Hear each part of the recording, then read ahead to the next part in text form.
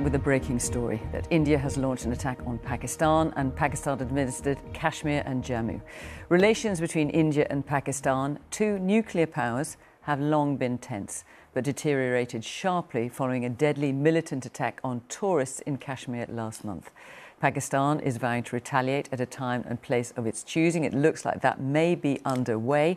Our international editor, Jeremy Bowen, is here. And Jeremy, this news has just come in. So what more can you tell us? Fill us in. Well, there are a few things to think about here tonight. First of all, the question is whether India will decide that their honour has been satisfied after that attack. And then the question will be, what about the Pakistani response? There's been news reports coming out, the Pakistanis saying their jets are in the sky at the moment. So the nature of their response to this and any escalation that results is clearly going to be something that people are deeply worried about, because both of these countries with a long tradition of enmity have nuclear weapons. Now, let's not get ahead of ourselves here.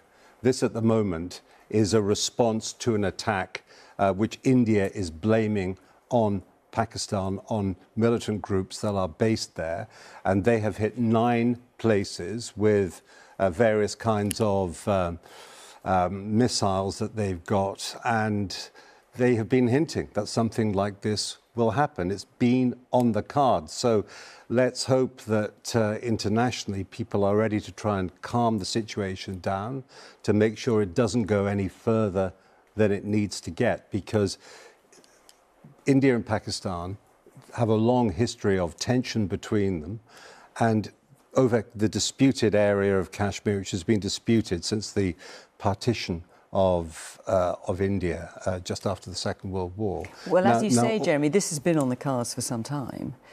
Relations have been extremely tense between the two countries for a number of years. Yeah, they have been tense, and so that's why this is something that we've got to be concerned about. But also, I think, first of all, both sides will know what the stakes are here.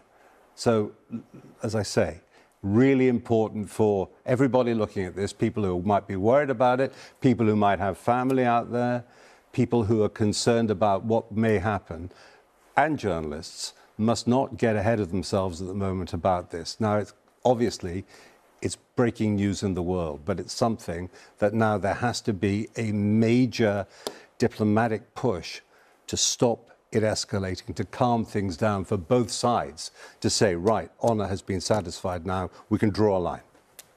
Jeremy, thank you very much. Well, we can now go live to Samira Hussain reporting from India for us. Samira, what can you tell us? Well, look, so far, the only details that we're getting here in India are actually from the Indian government and not the army. And what they're saying is that they have hit 9 targets in Pakistan. They're saying that these targets were, in fact, militant targets. They are saying that they did not target the Pakistan military. And they're saying that right now, actually, we're getting some reports of artillery shelling happening between the two countries at some points along the line of control. And now really what's going to happen is everyone's looking towards Pakistan in terms of what kind of retaliation we may see. Now, remember, it's been 12 days since that attack that happened targeting all these tourists. And many people have been wondering about what was going to happen between India and Pakistan. Remember, along this line of control, there has been quite a long ceasefire that has clearly been breached. And so now there's a real concern in terms of what Pakistan's response may be to what's just happened.